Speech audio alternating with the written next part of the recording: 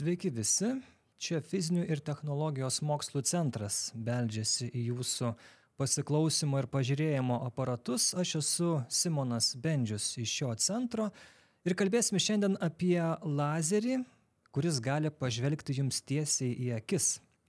Ir ne tik, jis gali nuskaityti, labai tiksliai nuskaityti akies tinklainę. Pačią giluminę akies sritį, patį akies dugną, kuriame yra šviesos receptoriai ir kuris yra ta sritis atsakinga už mūsų matymą. Su šiuo tikslu dirba laboratorijoje, kuri vadinasi Puslaidininkių optikos laboratorija. Taigi joje dirba FTMC optoelektronikos skyriaus 4 kurso doktorantas, fizikas, teisingos muzikos mylėtojas, vienas gražiausių mūsų mokslininkų, tie, kurie matot, ilgi plaukai, barzda, juodi drabužiai, estetika, kaip ir priklauso, Karolis Adomavičius. Labas, Karoli. Sveiki. Karoli, pirmiausia, gal apie tą pačią akies tinklainę išsiaiškinkim, ar ne, truputį tokią įžangą pasakiau. Kas tai yra, ar ne, už ką jinai yra atsakinga ir kuom ypatinga šita yra akies sritis? Kaip savame aišku, akies tinklainė yra skirta tam, kad galėsime matyti. Ir kaip matote paveiksliuke, mes pavyzdžiui turime lęšiuką, toliau eina stiklakonis, o pačioje gelmėje yra tinklainė. Tai ir jis susideda iš daugybės sluoksnių, bet pagrindiniai yra nervai, tada eina fotoreceptoriais, su kuriais būtent mes matome, ir tada eina visos kraujagyslės, kapiliarai. Yra tinklainės pačiame jau kaip viduryje dugne, tas kaip čia juodoji dėmė, kaip jinai vadinasi. Taip. Tamsioji dėmė, ar ne? Ten į tą tašką sueina visi nervai. Ir jeigu atsimenat, kaip mokykloje būdavo, sakydavo mokytoja, uždenkit kažkur dalį savo matymo lauko ir jūs nematysit savo rankos. Tai būtent jūs ir uždengdavo tą vietą, kur yra ta juodoji dėmė. Jo, yra geltonoji dėmė taip pat, ar ne? Taip, o ten yra atvirkščiai. Ten yra kaip tik atvirkščiai. Ten yra daugiausiai fotoreceptorių ir būtent geltonoji dėmė yra atsakinga už ryškiausią vaizdą, kurį mes matome. Tvarkoj, gerai. Ir tada kas tai yra per lazeris, kuris, kaip suprantu, ir tą tinklainę tyrinėja, ar ne, kur su juo jūs pašiečiat, žiūrit. Kokia idėja tos laboratorijos jūsų yra? Idėja paprasta. Mes norime matyti akies dugną. Ir tam geriausia skirta, tam reikalingas šviesos šaltinis. Šiuo atveju lazeris. Aišku, kadangi mūsų laboratorija yra optinės koherentinės tomografijos, arba tiksliau būtų optinės koherentinės mikroskopijos, atsitinka toks paradoksas. Jeigu mes norime kažką vaizdinti, mes norime vaizdinti lazeriu. Mes norime turėti kuo geresnį, kuo koherentiškesnį, kuo nuostabesnį lazerį. Tačiau mikroskopijoje, kuo yra lazeris geresnis, kuo geresnė jo koherencija, tuo mes turime daugiau triukšmų. Tai mūsų atveju mes turime turėti patį geriausią lazerį ir jį savotiškai sugadinti. Tokiu atveju mes norime jį turėti spektriškai koherentinį, o jau erdviškai sunaikinti jo koherenciją. Pavyzdžiui, praleisti šviesą per šviesolaidį, ar naudoti greitai besikeičiančią vibruojančią membraną ir taip sudarkyti tą visą jo erdviškumą. Karoli, koherencija, jeigu aš gerai suprantu šitam kontekste, yra tai, kad šviesos tie šaltiniai yra suderinti, ta šviesa yra suderinta tarpusavėje. Pavyzdžiui, kaip lazeris, ar ne, tvarkinga šviesa, sujungta tartum į vieną ir tada atlieka tą patį vaidmenį. Tai mes turime tą patį bangos ilgį, tą pačią fazę. Tačiau mūsų atveju, jeigu mes norime tą koherenciją sugadinti, mes norim palikti lazerį koherentišką, tačiau erdviškai sugadinti koherenciją visą šitą. Tada, kai mes parašviečiam pro šviesolaidį arba apšviečiame vibruojančią membraną, vietoj gražaus taškinio spindulio mes gauname tokią išmaišytą tokią negražią mirguliuojančią dėmę. Ir iš tos dėmės mes jau nebegauname tiek koherentinio triukšmo.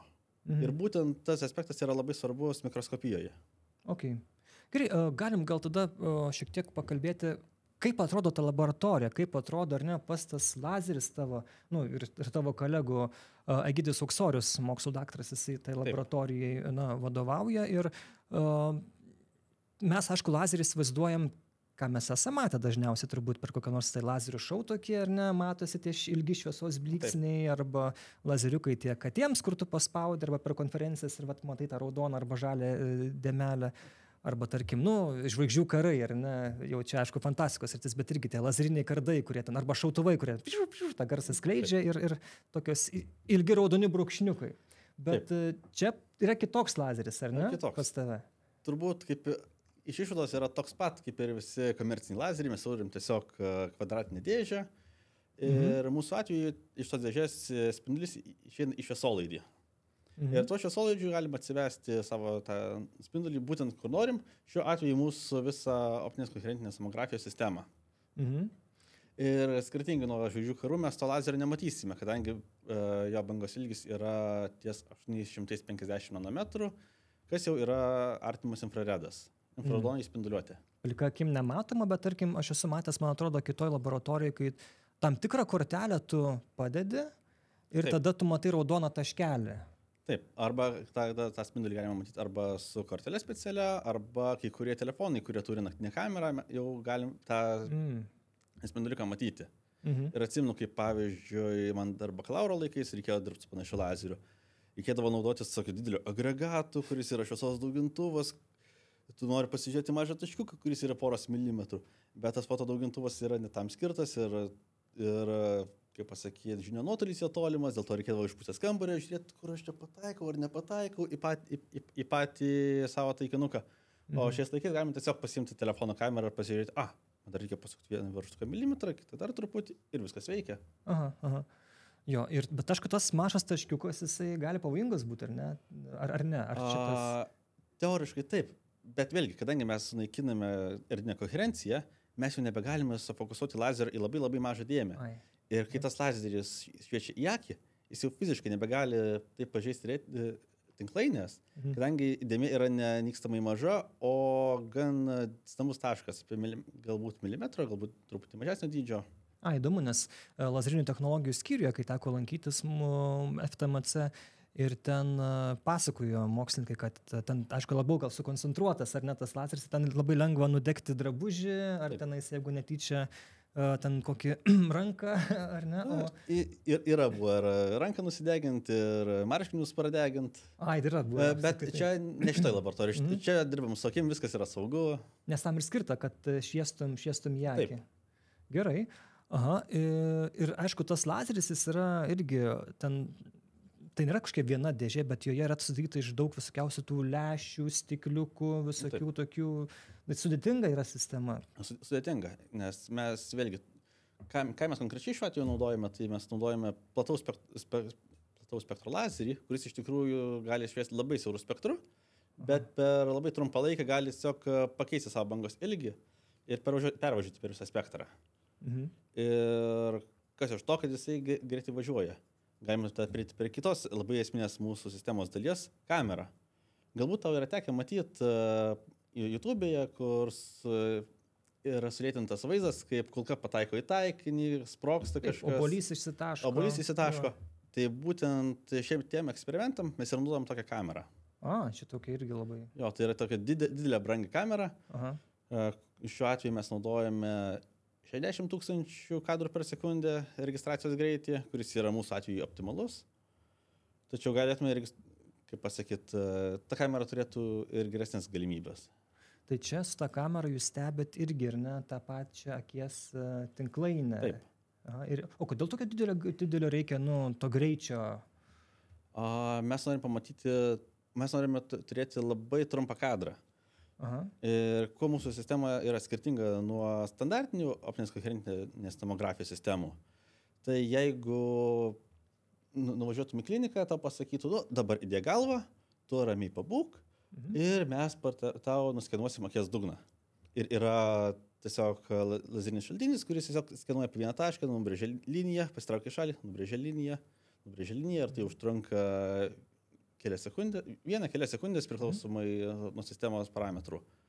Mūsų atveju mes turim pacientą ar savanorį, kuris atsisėstų ir pasakytų, dabar pažiūrėk lazerį, ačiū, sėkmės. Kodėl taip yra? Mes turime labai greitą lazerį, labai greitą kamerą, mes akimirksniu užregistruojam visą tridimensinį vaizdą, mes matome iš karto platų lauką ir skirtingai nuo šiuolaikinių komercinių sistemų, kurios registruoja bent sekundę ar kelias sekundės, mes galime užregistruoti tą patį tridimensinį vaizdą per 10 milisekundžių. Čia yra tūkstantoji sekundės, ar ne? 1 milisekundė yra tūkstantoji, tai 10 milisekundžių yra sekundės dalis. Įspūdinga. Taip, iš tikrųjų, ar ne, toj klinikose tu gali tą padaryti, bet kaip ir sakei, tas, tikrai, aišku, procentaliai palyginus ilgesnis procesas yra, bet kokia yra ta, sakykime, blogybė to ilgesnio proceso? Kas gali per tas kelias sekundės nutikti, kad tas vaizdas būtų, tarkim, netoks geras ir netoks, sakykime, kokybiškas, kokį jūs pateikėt? Tai vienas iš paprasčiausių atsakymų būtų žmogaus judesys, nes vis tiek žmogus ir kvėpuoja, plaka širdis ir ta pati akis gali truputį sudirbėti, sujudėti ir jeigu norime, pavyzdžiui, užfiksuoti kraujagyslės, mes matysime, kad yra kraujagyslės tarpusavy pasislinkę beregistruojant, yra kažkoks vaizdo išblukimas, vien dėl to, kad yra judesys. O jeigu mes viską galime užregistruoti labai greitai, tai nespėja nei širdis suplakti, nei žmogus krūptelt ir viskas vyks labai greitai. O jeigu širdis suplaka, tai kas tada irgi ten akiai? Taip, pavyzdžiui, suplakus širdžiai mes matome, kaip padidėja kraujospūdis ir išsiplečia kraujagyslė arba susitraukia. Ir mes standartinėje sistemoje matysime kažkokius kraujagyslių netolygumus, o mūsų sistemoje matytume, kaip yra būtent tuo laiko momentu, tą sekundės dalį. Supratau. Ir aišku, tai irgi svarbu yra pamatymų ir kas negerai tinklainė, nes tų ligų visokiausių turbūt, aišku, būna susijusių, ten retinitas, kiek ten skaičiau dar turbūt ten įvairios. Taip, ir glaukoma, ir tos pačios tinklainės delaminacija, kai tiesiog atsisluoksniuoja per laiką. Tai reiškia, žodžiu, kokybiškesnis, aiškesnis dar tas smulkesnis tas vaizdas. Taip, irgi. Pasigirsim, kad skirtingai nuo komercinių sistemų mes galime užregistruoti kelis kartus mažesnės detalės. Vėlgi, taip padeda tas greitis, taip pat padeda ir optinės sistemos parametrai, kad galime matyti mažus taškus, tie taškai nėra susilieję. Jo. Galim gal dabar pažiūrėti į vieną iš nuotraukų, kurią būtent šitoje jūsų laboratorijoje tu esi padaręs, ir čia kolegos tavo padarė.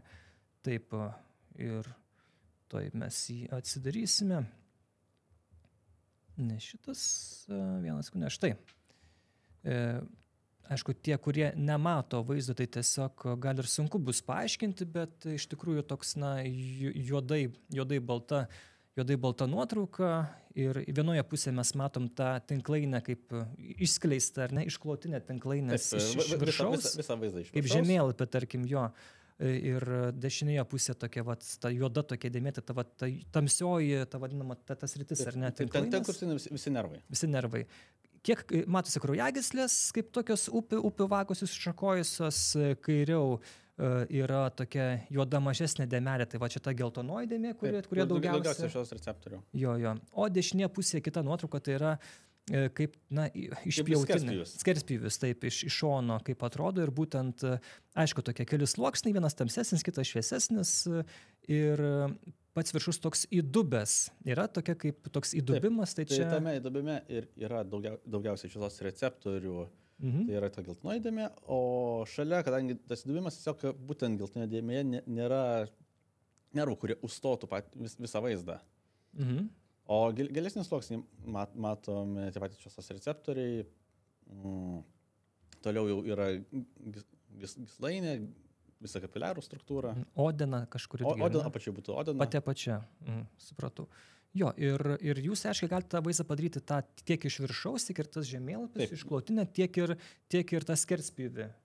Taip, ir mes vienu kadru galime užfiksuoti visą tą tridimensinį vaizdą ir paskui jau kompiuterio pagalba galime tiesiog žiūrėti po sluoksniui. Čia galime įsivaizduoti, kad yra šviesos receptoriai, giliau yra gyslainė ir tiesiog matyti, kur yra kiekviena tinklainės dalis. Čia tavo paties akis gal? Ne, čia yra registruotas vaizdas į Savanorio Lenkijoje. Aha. Taip, mes bendradarbiaujam kartu ir su Lenkija. Va, apie tai aš gal ir paklausiu tada, tik dar trumpai, čia šitoj aky yra viskas tvarkoj, sveika akis, čia nėra jokių pažeidimų. Taip. Aha.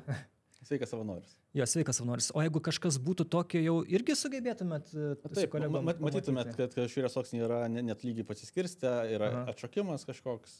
Ir tada jau aišku, jau informacija atitinkama. Aišku, mes nesam oftalmologai, mes labiau kuriam sistemą ir einame tiesiog ties fiziniais parametrais. Oftalmologai jau naudodamėsi jūsų jau pateiktais duomenims, jau jie gali tiesiog tada jau atitinkamas išvadas daryti. Tvarkoj, tai būtent tas klausimas mano ir buvo, tokia tikrai technologija yra, atrodo, reikalinga, labai praktiška. Lietuvoje, kiek žinau, dar nėra. Tai ar ne komerciškai pritaikoma? Tai gal... Mūsų sistema dar ne, tai vis tiek užtrunka metus klinikinių tyrimų, paskui įrodymui gydytojams, kad mūsų sistema tikrai reikalinga. Dar nėra klinikinių tyrimų kol kas. Lietuvoje ne, tačiau Lenkijoje jau yra atliekami tyrimai ant savanorių. Ir prieš kelis metus mes buvom Lenkijoje ir būtent tokią sistemą, kurią naudojam dabar, šiek tiek senesnė versija, mes esame ten surinkę. Kažkuriam tai iš klinikų kažkurioje? Vienam iš institutų. Mokslinio instituto. Taip. Ir kaip sekėsi, ar ne? Kaip ten viskas vyko? Taip, buvo viskas labai greitai. Mano pirmoji vos nepažintis su Egidijum. Nes tik Egidijus grįžo į Lietuvą, po savaitės atvykau aš ir vos nesekančią dieną, tai mes į Lenkiją važiuosim. Gerai. Tai buvo labai įdomi patirtis surinkti per savaitę tokią didžiulę sistemą, krūvą mokslininkų dirba ties vienu bendru uždaviniu. Ten vietoj rinkot, ar ne? Taip. tą lazerį, ten viską. Ir tada atėjo savanoriai, ar ne? Tada pažiūrėkit. Taip. Ir buvo tada... O tai tada ateity kokios perspektyvos, nežinau, ar dabar kas laukia, ar ne? Bandysit kažkur su kažkuo toliau bendradarbiauti, su kokiais medikais, ar ne? Su medikais yra bendraujama.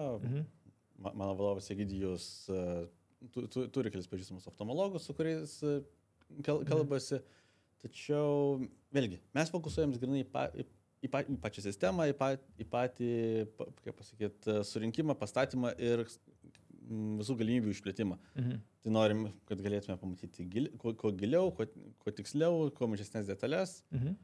Ir vienas iš šios sistemos ateities privalumų būtų, tai ne tik, kad leisi pacientui atsisėsti, sakyti, sveikas, pažiūrėk ir viso gero, bet tai dar padaryti ir kokybiškai. Tarkim, jeigu pacientas turi stiprius akinius ir automatiškai mes negalėtume pamatyti to akies dugno. Reikėtų, sakyti, arba žmogui arčiau prieiti prie šviesos šaltinio, ar kokį lęšiuką pastumti. Tai mūsų idėja visą tą fokuso korekciją padaryti skaitmeniškai. Ir mes galime užregistruoti vaizdą, sakyti, šiek tiek buvo vaizdas nesigavęs, yra nefokusas, tikriausiai žmogus nepasakė, kad nešioja akinius. Bet nieko tokio mes galim po to atstatyti tą visą vaizdą ir matyti viską puikiai. Supratau, jeigu dar tas ar ne išblukęs kažkur išblukė, ar net tada būtų galima tą vaizdą pataisyti. Taip. Tarkim, jeigu nešioja akinius, tada, tarkim, net ir nusėmęs akinius, jisai žiūri ir vis tiek tu matai kažkokį netokį... Taip, nes šviesos spindulys pataiko į akies dugną, jisai grįžta tą lęšiuką ir jis jau grįžta ne taip, kaip būtų grįžęs pro akinius. Ir mes jau turėtume atlikti korekciją. Tai standartiškai būtų to visoje sistemoje kokios nors lęšiukas, kuris būtų valdomas varikliuku, daktaras paspaustų mygtuką, arba jeigu senamadiškai kažkokią svirtį, rankina tą visą lęšį pristumtų, tai kad negąsdint pacientų, kad viskas būtų kuo sklandžiau, mes norime padaryti kuo paprastesnę, kuo lengvesnę procedūrą. Jo, ir... Aišku, žmonės, ar ne, kaip ir minėjom, tai yra tokia aktuali technologija ir, kaip sakei, dar nėra išnaudoti, kai gal tos galimybės jos nėra dar prieita galimybių kaip čia viršaus. Tai vis tobulinama yra. Ir kitas dalykas dar, kad tai galima šitą lazerį naudoti ne tik tai akies dugnui, bet ir tu buvai kažkada minėjęs, kad odai žmogaus, ar ne? Taip, galima nebūtinai akį vaizdinti, bet ir tą pačią žmogaus odą. Tarkime, visi, negalime kategorizuoti, bet mes visi turime pirštus anspaudus. Tačiau, jeigu nori policija patikrinti, ar pirštų anspaudai sutampa, dažnai įtariamasis gali pasiimti šitinio popieriaus ar jakninti, nuzulinti savo pirštų anspaudus. Kaip būtų? Sakyti, čia ne mano, bet su tokia sistema mes galime pamatyti vidinius odos sluoksnius ir matyti tos vidinius pirštų anspaudus, iš kurių mūsų odos paviršius atauga. Yra vidiniai pirštų anspaudai? Taip. Tiesiog vidiniai sluoksniai, iš kurių atauga būtent ta pati struktūra, kuri sudaro pirštų anspaudus. Tai jeigu, tarkim, policijos nuovadoje pakiša savo ranką po tuo lazeriu ir sako, nebrangusis, vat matosi tas pats raštas, ar ne, kuris buvo, ir tu čia mūsų neapgausi. Kiek yra pastumėjusi šitą technologiją ir kiek galbūt irgi jie domisi jau, nežinau, institucijos kokios nors. Būtent su šitą technologiją yra dirbęs mano vadovas, tačiau dėl asmeninių duomenų rinkimo ir viso kito, tai iš mūsų pusės tai nepasistumėjo. Nes irgi daug yra duomenų saugos ir kitų reikalavimų, dirbant būtent ties pirštų anspaudais ir tokio vaizdinimo. Tai reiškia, bet įmanoma būtų tą vystyti, tik tais, aišku, gal dalykiu, kad atsirastų gal koks nors naujas doktorantas, kuris susidomėtų šituo, arba gerai, kas dar, gal dar kažkokiam yra, kokiam nors tai poreikiams naudojamas toks lazeris? Taip. Pavyzdžiui, mano kolegė Austėja dirba visiškai nesu akim, o su stiklais, tarkim, atrodo labai paprastas dalykas.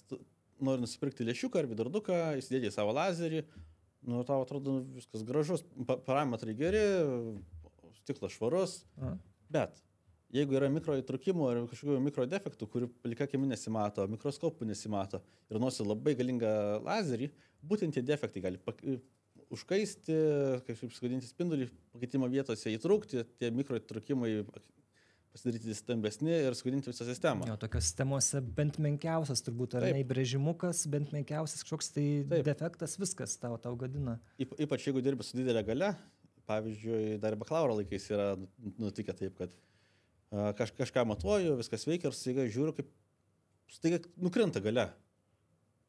Pasirodo, vienas veidrodukas pradegė, nes iš kažkur nukrito maža dulkytė, pataikė būtent nukrito ant veidroduko, pataikė lazerio spindulys, kuris ją pakaitino, jinai pradegė, jos pradegimas pagadino veidrodį, defekto vietoj veidrodis dar labiau sugėdo ir tiesiog veidrodis nebeatliko savo funkcijos.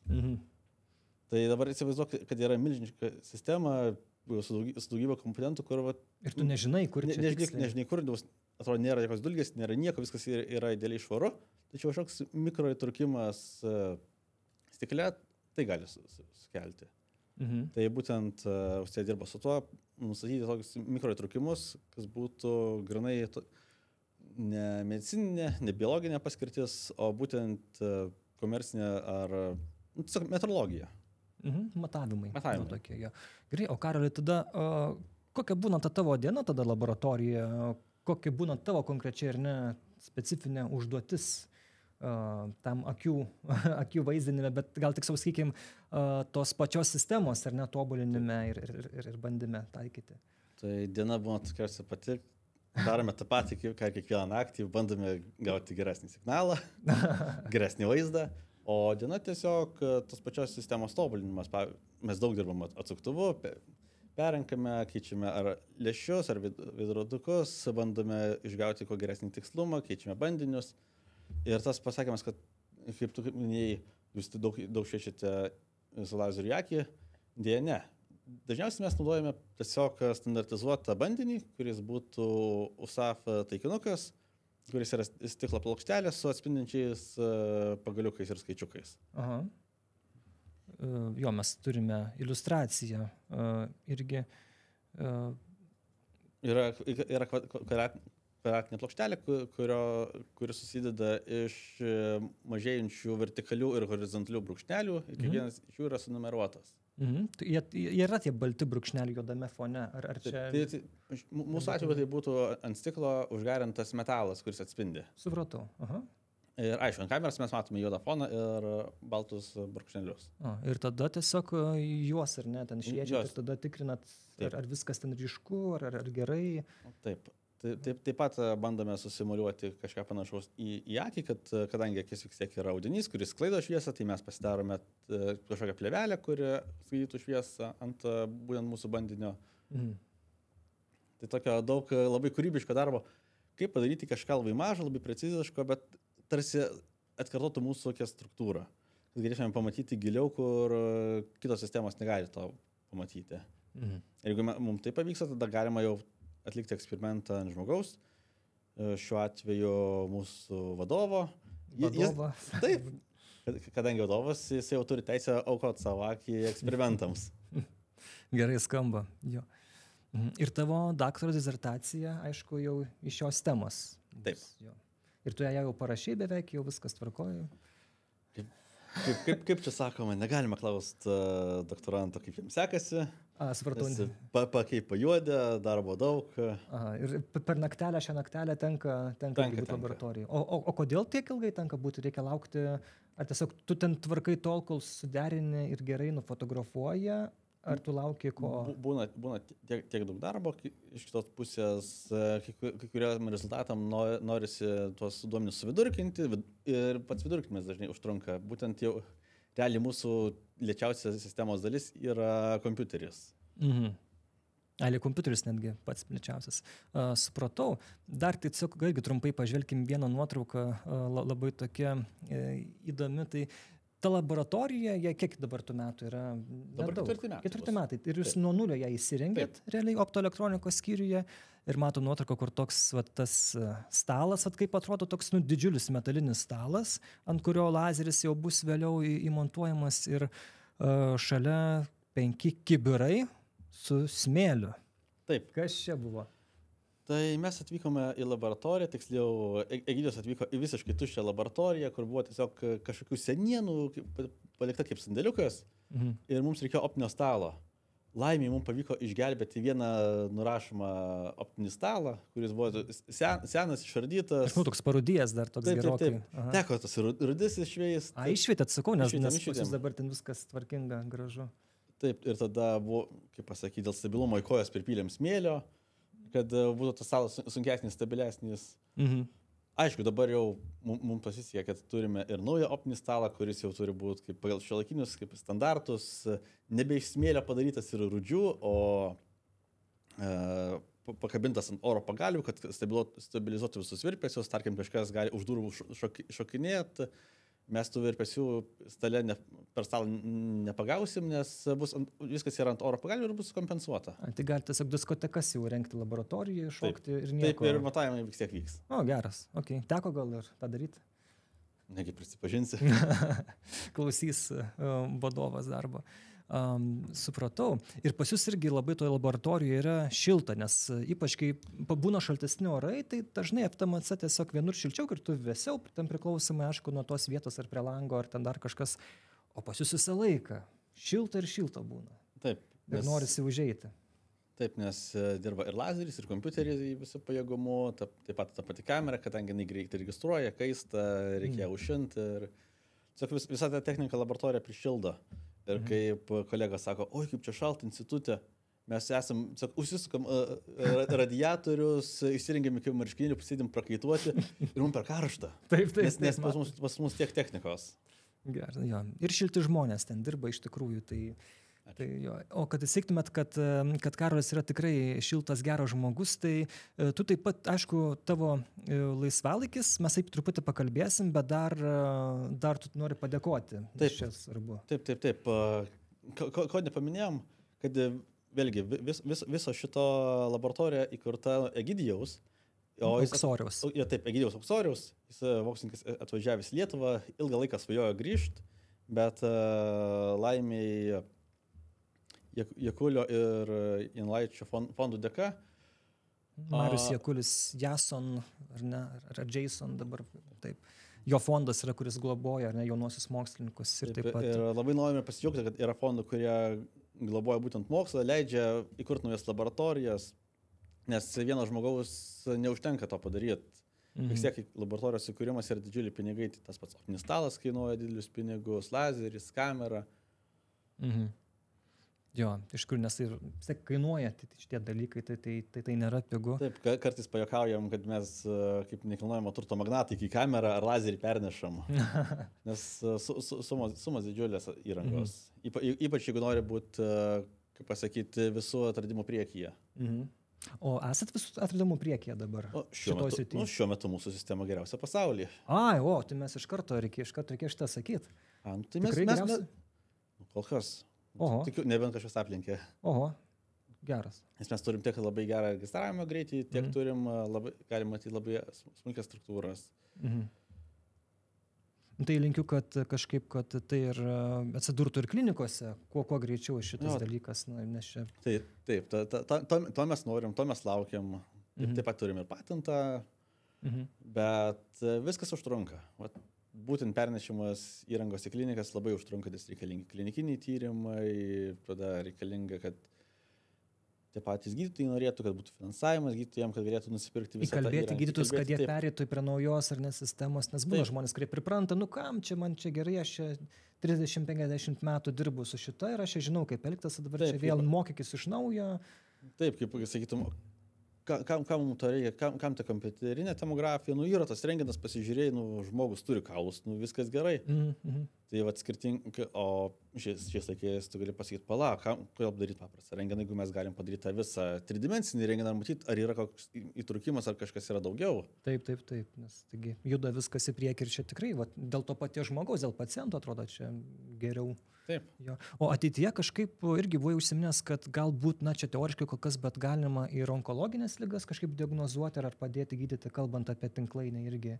Taip, kadangi vis tiek, kaip čia pasakyti, čia labai daug klausimus vieną sudėjai. Tai vienas dalykas, kadangi akis yra tarsi smegenų tęsinys ir matome daugybę nervinių galūnėlių, visi nervai sueina. Tai yra tyrimai skirti nustatyti, ar mes galime diagnozuoti Alzheimerį ar Parkinsoną, būtent iš ausinių tyrimų. Atrodo, vietoj to, kad smegenis pjauti ar kažką daryti, galim pažiūrėti į akį. Geras. Ir ateityje, manau, tai bus tikrai vienas iš paprastesnių metodų. Ateikit, ponas, pasižiūrėkit į lazeriuką ir sužinosim, ar viskas jums gerai. Geras. Tai irgi to linkiu. Ir taip, Karoli, tu aktyvus esi ne tik tai ir darbštus kaip bitelė, ne tik laboratorijoje, bet ir už jos ribų, ar ne?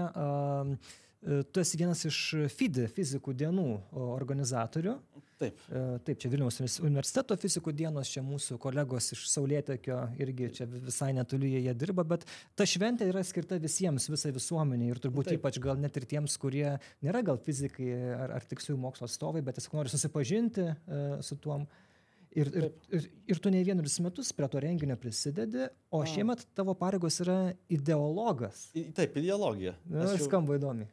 Kaip pasakyti, vis tiek pačios atsakingiausios pareigos būtų pirmininkas, vicepirmininkas, būtent tie, kurie organizuoja pačią šventę. Tačiau yra žmogus, kuris turi visiems priminti, kad mano laikais buvo geriau, tu nemoki kažko daryti, galima padaryti geriau, tai nėra teisinga, tai nėra ideologiškai teisinga. Ir būtent mane kaip seną bambeklį būtent paėmė būtent į šias pareigas, kadangi aš darau jau nuo pirmo kurso, tai jau būtų gal 10 metų. Supratau. Ir kadangi norėjau vėl sugrįžti, pasijausti jaunas, grįžti tą Rusį, prie visų... Žinai, kaip smagu, kai yra dažomos vėliavos, pavosit tą visą dažų kvapą, grįžti namo, visas kvepina nuo balgarkės degančių metalų. Žmona laiminga labai. Žinoma. Supratau, jo. Ir... kaip pasakyti, kadangi tai renginys yra ne tik fizikam, bet ir plačiai visuomeniai, tai tikrai raginu visus atvykti į pačią fiziko dieną, kuri vyks balandžio 13. Šeštadienis čia bus. Šeštadienis, taip. Čia kitą savaitę po Velykų turbūt, kitą savaitę spėčiau. Šalia visų standartinių atrakcionų, ir ugnies, ir lazerių, ir kibirkščių, ir daugybės pramogų vaikam, bus galimybė nueiti ir į FTMC, Fizinių technologijų mokslų centrą, turbūt paskelbsime registraciją kažkada. Taip, trumpai ekskursijai. Ekskursija trumpa tikrai pernai pavyko, užsiregistravo labai greit žmonės, tik aišku, per pusvalandį gal užsiregistravo 30 žmonių, tai vos paskelbėme iš karto užsipildė. Tai šiemet jau jūs sužinosite, aišku, nežinau, ar jau bus, kai šis tinklalaidė šitą išeis, gal jau bus ir visi užsiregistravę, gal mes anksčiau pernai gal tik truko per ilgai, gal per daug laboratorijų mes ten ėjom, tai truko ten kelias valandas, tai šiemet iki valandos, manau, viskas. Šiemet planuojam, kad iki valandos ar pusvalandžio, kad būtų kuo greičiau ir kad visi žmonės po ekskursijos dar galėtų ir, žinoma, norėtų pamatyti būtent dieninę dalį. Ir be abejo, šiaip toksai priminimas, kad jeigu norėtumėt, tarkim, esat mokytojas arba jūsų gal ir, nežinau, ar darbovietė, domisi tikrai, mokslu ir galbūt net nesat mokslininkai, tiesiog irgi parašykite į komunikacija@ftmc.lt. Dėl ekskursijų, tai mano kolegė Karolina Maleckaitė Mačiulė, jinai kuruoja, tiesiog irgi susitarsit, pavedžiosim, kad ir darbo dieną, kokią tikrai mūsų mokslininkai noriai aprodo tas laboratorijas ir tikrai tokių įdomių dalykų papasakoja. Tai tas tikrai dar pakartosiu, komunikacija@ftmc.lt, o kalbant apie fiziko dieną, kuri balandžio 13 dieną vyks, o tai dabar kokia yra, kai tu saugai tas fiziko dienos vertybės, kad nebūtų nukrypta į šoną, kokios tas vertybės pagrindinės yra? Tai žinoma, mylėt filologijas, tada neleist niekam dergti mūsų dinozauro vardo, kad nieks nevadintų kažkokiu drakonu ar ten dar kažkokiu skraidančią nesąmonę. Gerai, kad nepasakiau drakonas. Ačiū.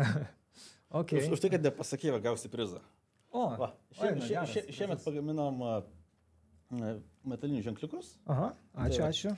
Ir aš tokį įsigiau. Labai gražu. Atvykę į fiziko dieną galėsit irgi tokį gauti, nusipirkti. O kur vyks?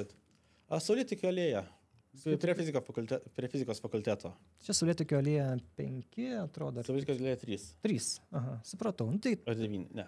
3 tai yra FTMC. FTMC tai reiškia Saulėtekio alėja 9. 9, tai vis tiek čia, gražu ten ir pasivaikščioti. 19, antras troleibusai čia atveža.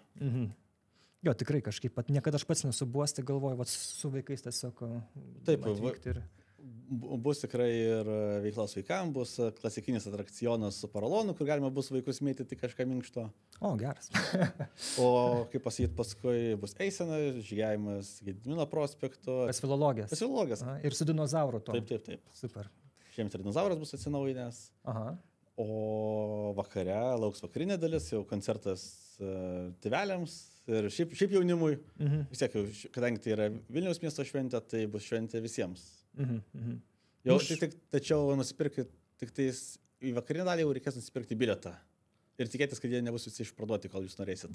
Supratau. O iki tol tai viskas nemokama? Taip, dieninė dalis nemokama. Tikrai. Šaunu. Gerai, ir tu apie koncertą užsiminei ir turbūt paskutinis klausimas būtų, kiek žinau, tu groji labai tokiu įdomiu muzikos instrumentu. Irgi dabar galim vieną nuotrauką parodyti. Ir pabandom nusakyti. Taip, ką tu matai, kas čia? Gerai, tarkim, kažkoks sintezatoriaus, smuiko, akordeono ir šitasgi senovinės spausdinimo mašinėlės mišinys. Toks ilgas. Taip. Nes yra ir stygų, ir tų spausdinimo tokių kaip klavišų, beveik kvadratinių. Taip. Tai va būtent paskutinis apibrėžimas apie spausdinimo mašinėlę labiausiai tinka. Nes čia turime taišikoto, klasikinį japonišką instrumentą. Kaip vadinasi? Taišikoto. Taip. Trumpa istorija. 1912 metais vienas vaikinukas išvažiavo daryti doktorantūros į Europą, buvo pramonės revoliucija ir jis pamatė rašymo mašinėlę. Ta mašinėlė jį taip sužavėjo. Žmogus tikriausiai buvo labai meniškos sielos, kad kai grįžo į Japoniją, sakė, aš padarysiu kažką gero. Ir sujungė rašymo mašinėlę, tradicinės kanklės, gitarą, dar kažką į vieną instrumentą. Ir tas instrumentas taip patiko, kad tuo metu buvęs Taišo imperatorius, pagal tai vadinasi Taišo periodas, davė pavadinimą Taišikoto. Tarsi būtent to imperatoriaus garbei, to viso... Supratau. Tarsi... Mūsų atveju būtų vos ne... Gitano Nausėdos kanklės. Taip, ar smetoniška gitara. Ar kažkas geras, tokio. Kažkas būtent iš to periodo, kad būtent Smetonos instrumentas, kuris atsimena. Aha. Kažkas tokio. Gerai, Tai yra rašymo mašinėlė su stygom, tai galima groti tarsi sintezatorium, bet tai yra styginis instrumentas. Tu spaudi klavišą ir brim groja. Taip, bet galės uždenginėti savo klavišus ir groti tarsi gitarą, kadangi tai šis jau instrumentas yra šiuolaikinis, elektrinis, tai galima prijungti visus gitaros efektus ir būtų, kaip pasakyti, jau groti teisingą muziką, pankroką, metalą. To fūzo vadinamo, ne? Taip. Galime jau eksperimentuoti, kadangi pats eksperimentatorius, tai mėgstu šitą prisijungti daug nesąmonių. Ir groja, ar ne, su juo mokinasi truputį. Mokiniesi. Grojimu, kaip pasakyti, jeigu pankrokas ten gal nėra... Tai, kaip pasakyti, distortion ant 12 ir viskas skamba gerai. Čia viskas, viena tokia masė, kaip gaunasi. Supratau, gražu. Ir kodėl metalo muzika yra pati teisingiausia? Tai atneša ramybę širdžiai. Ramybę. Tu gali sakyti, čia labai garsiai, džeržgia, čia labai greitas ritmas. Ne, tu jauti tą ramų, tylų ritmo pasikeitimą per visą dainą, nors tau ten kala 100 BPM. Ir būtent tas lėtas pasikeitimas tavo atrodo toks, taip ramybė, taip geras. Čiurleno upelis. Taip. Bet juokas juokais, bet aš atsimenu, paauglystėje prieš miegą klausydavau tokio death metalo, tokio sunkaus ir mane migdydavo, ramindavo ir užmigdavo, nes būdavo vienu metu tokia nemiga, ką kindavo, tai per radiją, aišku, savo kambarį ten tyliai pasileidė, per radiją, per kompaktą, žodžiu, ar kažką. Ir tiesiog irgi tu miegi ir užmiegi savo. Net vienas, nes pavyzdžiui, irgi jaunystėje, aš irgi dar jaunas. Kur, aišku. Klausydavau tą patį Burzumą ir užmigdavau, ar bandžiau Rūtai žmonai parodyti savo mėgstamą grupę Nekralus. Tai kiek kartų rodžiau, tiek kartų užmigdavo, nes tiesiog ramina. Tai irgi kokia ta muzika būna įvairi ir kokie skirtingą poveikį gali daryti. Taip. Ačiū tau, labai įdomu, iš tikrųjų, sėkmės. Karolis Adomavičius, FTMC optoelektronikos skyriaus 4 kurso doktorantas, mūsų mokslo ateitis ir grožis ir jėga. Kalbėjom apie puslaidininkių optikos laboratoriją ir lazerį, kuris nuskenuoja akies tinklainę, daug žadanti technologija, kuri toliau plėtojama, vystosi ir kaip minėjo Karolis, pakartosim, tikrai smagu, kad yra kol kas stipriausias pasaulyje tokia technologija. Aš Simonas Bendžius su jumis atsisveikinu, susimatysim, susiklausysim po 2 savaičių. Iki.